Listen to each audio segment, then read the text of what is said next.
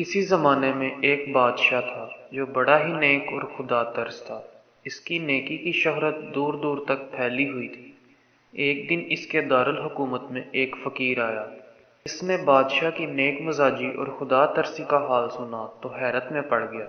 اس کی سمجھ میں یہ بات آتی ہی نہیں تھی کہ حکومت کا انتظام اور خدا ترسی ایک جگہ کیوں کر جمع ہو سکتے ہیں۔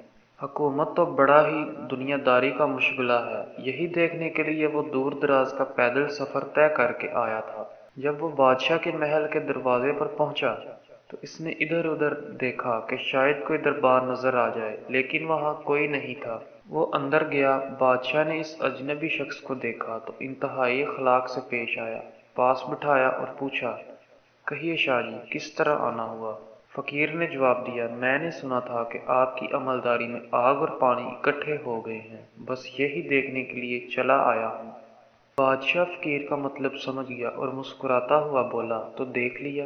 ہاں، فقیر نے بیزاری سے جواب دیا اور جانے کے لیے اٹھنے لگا۔ ٹھہریے شاہ جی، بادشاہ تیزی سے بولا، ابھی آپ نے نہیں دیکھا، ٹھہریے، میں آپ کو دکھاتا ہوں۔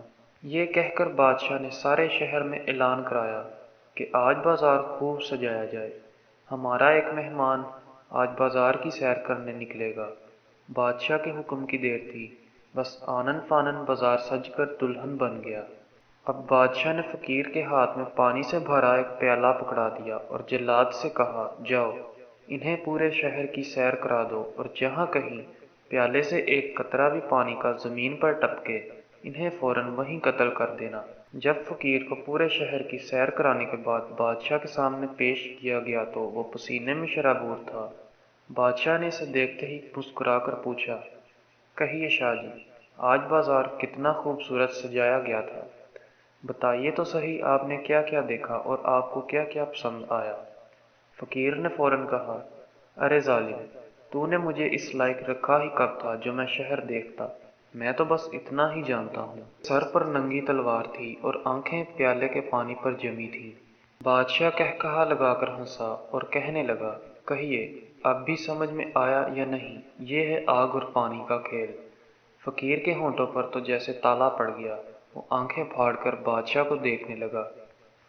بادشاہ نے پھر کہا، ہاں، یہی راز ہے حکومت کے انتظام اور خدا پرستی کے یکجا ہونے کا۔ اگر خدا کا خوف دل میں ہو اور اپنی ذمہ داری پر نظر جمی ہوئی ہو تو پھر دنیا کی کوئی دلچسپی تمہیں دین سے غافل نہیں کر سکتی۔ دین ذمہ داریوں کے پورا کرنے کا نام ہے، ان سے بھاگنے اور غاروں اور بیابانوں میں پناہ لینے کا نام نہیں۔